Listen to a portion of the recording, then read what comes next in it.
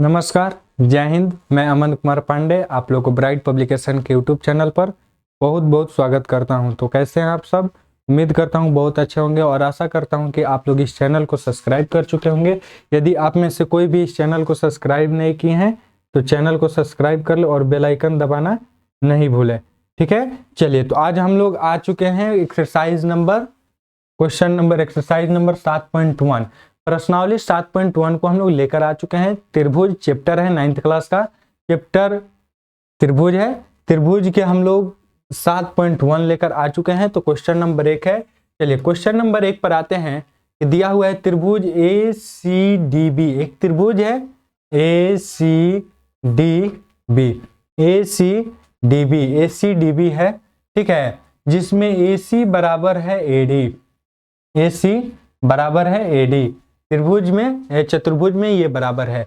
AB कोण A को समद्विभाजित करता है। AB जो है ना, AB ये कोण A को समद्विभाजन कर रहा है। देखिए कोण A ये है, तो ये AB रेखा जो है ये कोण A को क्या कर रहा है? समद्विभाजित करता है।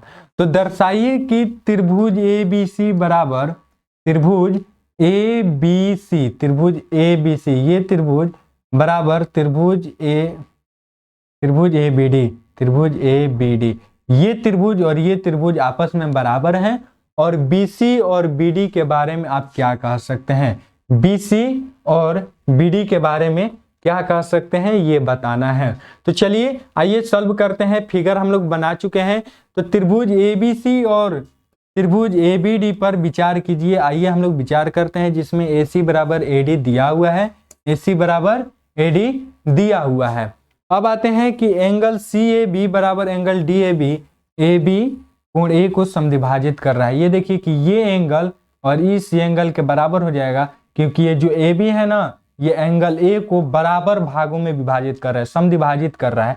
तो ये बराबर भाग में बांट रहा है, तो ये दोनों आपस में बराबर हो जाएंगे। ठीक है, तो कोण CAB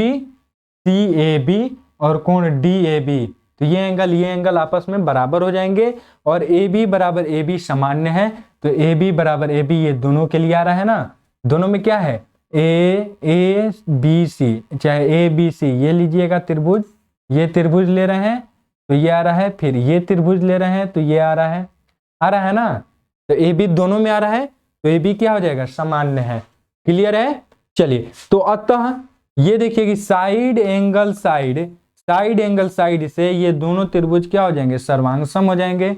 ये दोनों त्रिभुज सर्वांगसम हो जाएंगे। यहाँ पर हम लोग को सर्वांगसम ही सिद्ध करना था, सॉरी, ठीक है, सर्वांगसम ही सिद्ध करना था। थोड़ा सा मिसप्रिंट हो चुका है, आप लोग ध्यान दीजिएगा। उसके बाद है कि BC बराबर BD, ये बाई CPCT से हो जाएगा। BC बराबर CD क्या हो जाएंगे? आपस में बराबर हो जाएंगे, किससे? CPCT से। तो दोनों चीजें जो क्वेश्चन पूछ रहा था वो हम लोग सॉल्व कर चुके हैं। तो क्या क्वेश्चन आप लोगों को समझ में आ गया है? तो चलिए नेक्स्ट क्वेश्चन पर आते हैं। 2 नंबर क्वेश्चन नंबर 2 है। आप लोग देख लीजिए कि ABCD एक चतुर्भुज है, जिसमें AD बराबर BC और एंगल DAB बराबर एंगल CBA है। तो देखिए 7.17, तो सिद्ध कीजिए। तो आइए हम लोग पहले फिगर बनाते हैं। चलिए तो हम लोग फिगर बना लिए हैं। तो अब देखिए कि ABCD एक चतुर्भुज है, जिसमें AD बराबर BC है। AD जो है ये BC के बराबर है। एंगल DAB यानी ये एंगल बराबर कोण CBA और ये एंगल और ये एंगल आपस में बराबर है। तो सिद्ध कीजिए कि त्रिभुज ABD बराबर यानी सर्वांगसम त्रिभुज ABCD सर्वांगसम त्रिभुज BAC। ठीक है, ये हम लोग को सिद्ध करना है। तो आइए देखते हैं। चतुर्भुज ABCD में एक चतुर्भुज है, जिसमें AD बराबर BC दिया है। उसके बाद है कि एंगल DAB और बराबर एंगल CBA ये भी दिया हुआ है। ये दोनों एंगल दिया है। तो AB बराबर BA ये सामान्य है। ये देख लीजिए कि AB बराबर BA ये दोनों समान हो रहे हैं। देख लीजिए ये दोनों बराबर दोनों में आ रहे हैं। ये चतुर्भुज में ये क्या आ रहा है कि समान है। ठीक है, क्लियर है? तो आप देख लीजिए कि साइड एंगल साइड से ये जो दोनों त्रिभुज है, त्रिभुज ABD और सर्वांगसम त्रिभुज BAC ये क्या हो रहे हैं, साइड एंगल साइड से ये क्या हो रहे हैं, सर्वांगसम हो जा रहे हैं। क्लियर है, समझ में आ रहा है, समझ में आ गया, क्लियर है। तो चलिए इसके आगे आते हैं। सेकेंड नंबर क्वेश्चन बोल रहा है कि BD बराबर AC कैसे होगा, तो BD बराबर AC हो जाएगा बाई CPCT से, ये सर्वांगसम हो गया तो BD बराबर AC हो जाएगा ये CPCT से। चलिए 3 नंबर क्वेश्चन है इनका कि एंगल ABD बराबर एंगल BAC, तो ये इसका हल हो जाएगा एंगल ABD बराबर एंगल BAC, ये भी हो जाएगा बराबर CPCT से। ठीक है, किससे हो जाएगा, CPCT से। क्लियर है। चलिए आते हैं 3 नंबर क्वेश्चन पे। 3 नंबर क्वेश्चन पर आते हैं हम लोग। चलिए ये 3 नंबर क्वेश्चन पे हम लोग क्वेश्चन का फिगर बना लिए हैं कि AB एक रेखाखंड है, AB एक रेखाखंड है और BC 2 बराबर रेखाखंड के देखिए आकृति जैसा है, दर्शाइए कि CD और रेखाखंड AB को समद्विभाजित करता है। CD जो है रेखाखंड AB को समद्विभाजित करता है, ये हम लोग को दर्शाना है।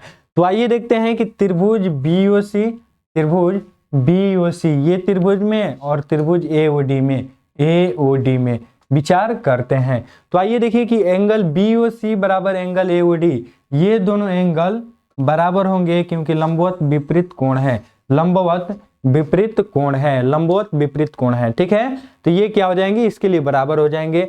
तो कोण CBO बराबर कोण DAO दोनों क्या हो जाएंगे, ये 90 डिग्री पर है। ये देखिए कि ये 90 डिग्री है और ये भी 90 डिग्री है, तो एंगल A और एंगल B दोनों बराबर हो जाएंगे क्योंकि दोनों 90 डिग्री है। और उसके बाद BC बराबर AD दिया हुआ है, क्वेश्चन में दिया हुआ है BC बराबर AD, क्या है कि BC बराबर AD दिया है। ठीक है,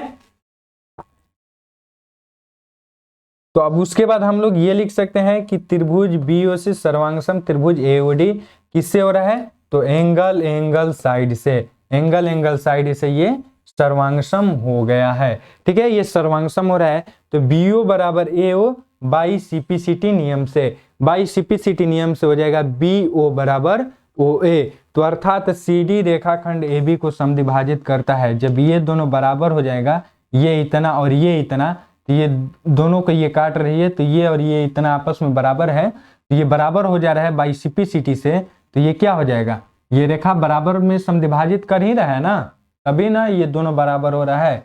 तो हम लोग बोल सकते हैं कि CD रेखाखंड AB को समद्विभाजित करती है। क्लियर है। चलिए 4 नंबर क्वेश्चन पर आते हैं। क्वेश्चन नंबर 4 है, तो क्वेश्चन नंबर 4 को हम लोग सॉल्व करते हैं। आइए तो चलिए आते हैं हम लोग 4 नंबर क्वेश्चन पे।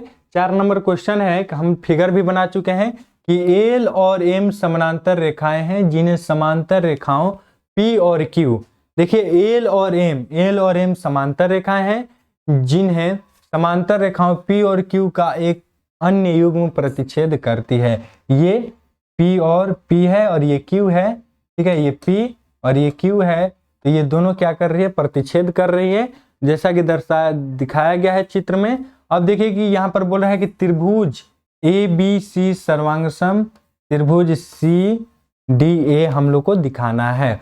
तो चलिए अब आते हैं, हम क्या करते हैं कि त्रिभुज ABC और त्रिभुज CDA पर विचार करते हैं। ABC और CDA, इस त्रिभुज के और इस त्रिभुज, ये त्रिभुज और ये त्रिभुज पर हम लोग विचार करते हैं। तो आइए देखिए कि इस त्रिभुज में हम लोग विचार करते हैं तो एंगल BAC एंगल DCA वैकल्पिक आंतरिक कोण, क्योंकि P समानांतर Q है, P समानांतर Q है तो इसलिए कोण A बराबर कोण C हो जाएगा, ये कोण बराबर ये कोण हो जाएगा। ठीक है, वैकल्पिक आंतरिक कोण हो जाएंगे, ये कोण और ये कोण बराबर हो जाएंगे, तो ये आंतरिक कोण के कारण। AC बराबर CA, देखिए कि इन दोनों में ये कॉमन है, दोनों जब दोनों त्रिभुज का नाम लेंगे तो इसका एक भुज आएगा AC, तो AC और AC क्या हो जाएगा, सामान्य हो जाएगा। क्लियर है। अब आते हैं कि एंगल BCA एंगल DAC वैकल्पिक आंतरिक कोण, क्योंकि L समानांतर N है, तो L समानांतर M होने के कारण कोण C और कोण A बराबर हो जाएंगे, ये कोण C और कोण N बराबर हो जाएंगे। तो क्लियर है। यहाँ पर एंगल साइड एंगल, तो एंगल साइड एंगल से ये त्रिभुज ABC सर्वांगसम हो जाएंगे त्रिभुज CDA, एंगल साइड एंगल से। समझ में आ गया? क्लियर है? क्लियर है? चलिए नेक्स्ट आते हैं 5 नंबर क्वेश्चन पे।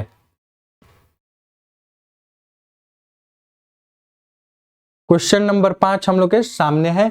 5 नंबर क्वेश्चन को हम लोग को सॉल्व करना है। चलिए तो आइए 5 नंबर क्वेश्चन पर आते हैं। 5 नंबर क्वेश्चन है कि रेखा एल कोण ए को समद्विभाजित करती है। ठीक है, रेखा ये एल है, कोण ए को क्या कर रही है? समद्विभाजित कर रही है।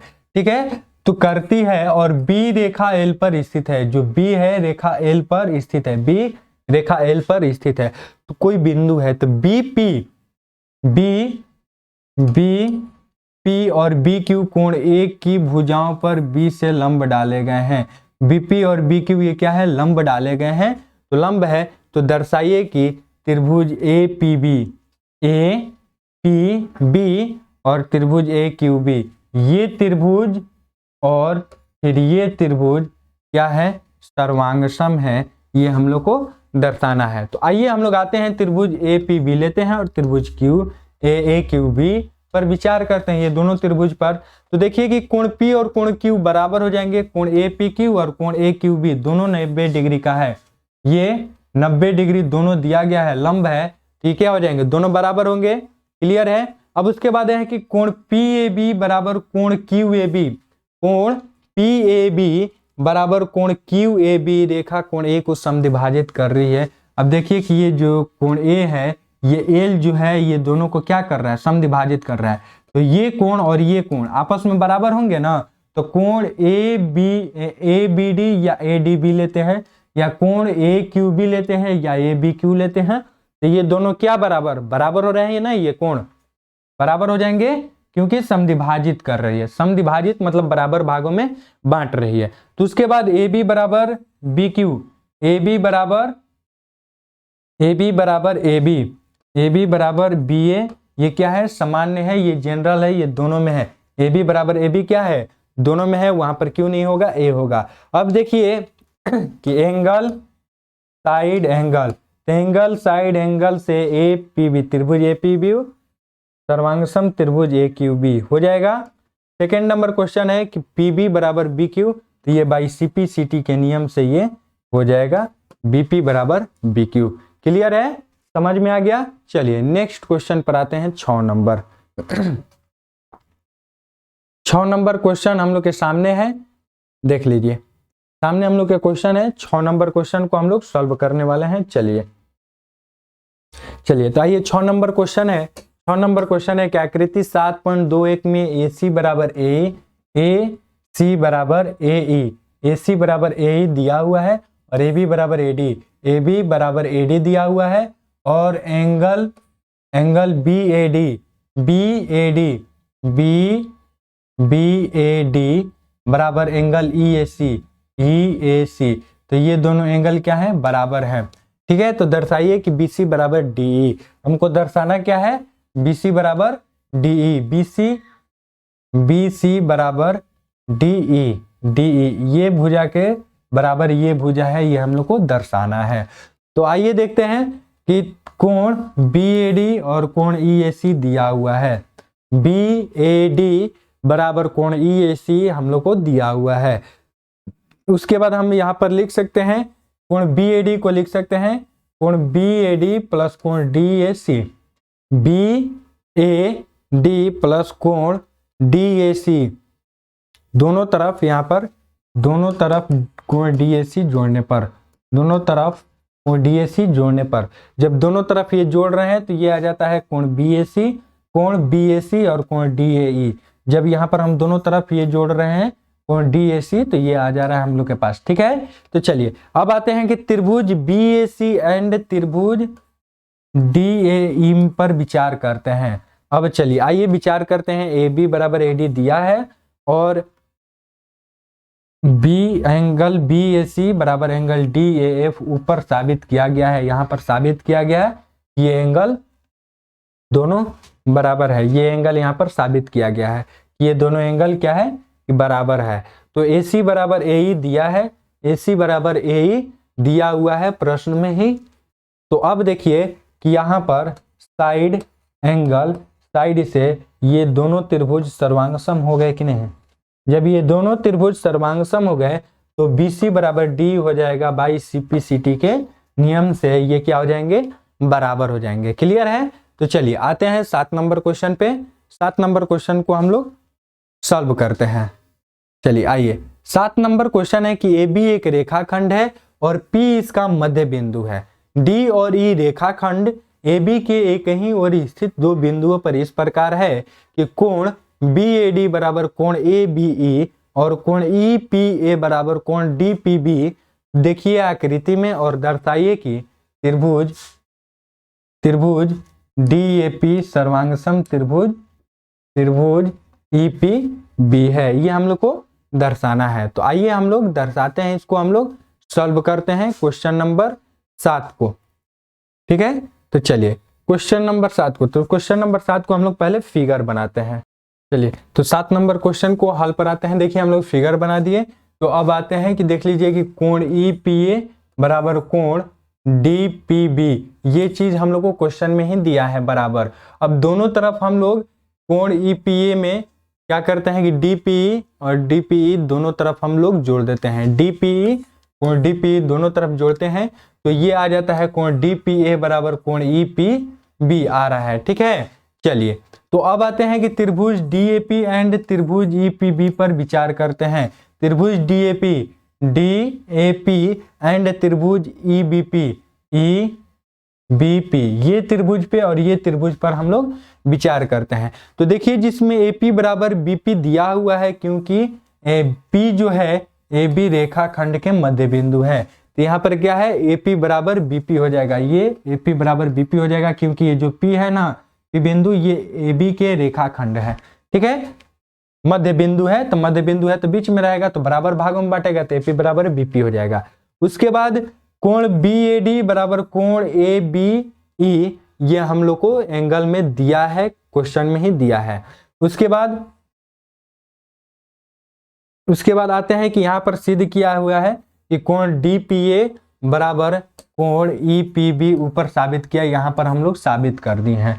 ठीक है, तो अब देखिए कि साइड एंगल AA से एंगल साइड एंगल से ये जो दोनों त्रिभुज है ये क्या हो जाएंगे, सर्वांगसम हो जाएंगे। एंगल साइड एंगल से सर्वांगसम हो जाएंगे। क्लियर है। तो जब ये सर्वांगसम हो जाएंगे तो AD बराबर B हो जाएगा, ये बाई CPCT के नियम से। क्लियर है ना। चलिए अब आते हैं क्वेश्चन नंबर 8 पे। क्वेश्चन नंबर 8 पे आते हैं। तो क्वेश्चन नंबर 8 के है कि एक समकोण त्रिभुज ABC में जिसका कोण C समकोण है, M कर्ण AB का मध्य बिंदु है। AB जो कर्ण है उसका मध्य बिंदु M है। C को M से मिलाकर D तक इस प्रकार बढ़ाया गया कि DM बराबर CM हो जाएगा। DM बराबर CM है तो बिंदु B से मिला दिया जाता है। तो दर्शाइए कि त्रिभुज AMC सर्वांगसम त्रिभुज BMD, ये हम लोग को दर्शाना है। तो आइए पहले हम लोग फिगर बनाते हैं, उसके बाद हम लोग इसको दर्शाते हैं। ठीक है, चलिए तो आइए हम फिगर बना लिए हैं, अब इसको क्वेश्चन को हम लोग सॉल्व करते हैं। तो आइए देखिए कि त्रिभुज AMC और त्रिभुज BMD पर विचार कीजिए। AMC ये त्रिभुज और BMD ये त्रिभुज, इस त्रिभुज और इस त्रिभुज पर हम लोग को विचार करना है। तो देखिए जिसमें दिया हुआ है AM बराबर BM, AM बराबर BM इसलिए होगा कि AM AB रेखाखंड का मध्य बिंदु है। AB रेखाखंड का मध्य बिंदु, ये जो M है ये AB रेखाखंड के मध्य बिंदु है। तो ये क्या हो जाएगा, ये दोनों आपस में बराबर हो जाएंगे। AB बराबर MC हो जाएंगे, MB हो जाएंगे। क्लियर है। उसके बाद कह रहे कि एंगल AMC एंगल BMD लंबवत विपरीतार्थक कोण है। ये एंगल और ये एंगल बराबर हो जाएंगे क्योंकि ये लंबवत विपरीतार्थक कोण है। DM बराबर CM हो जाएंगे।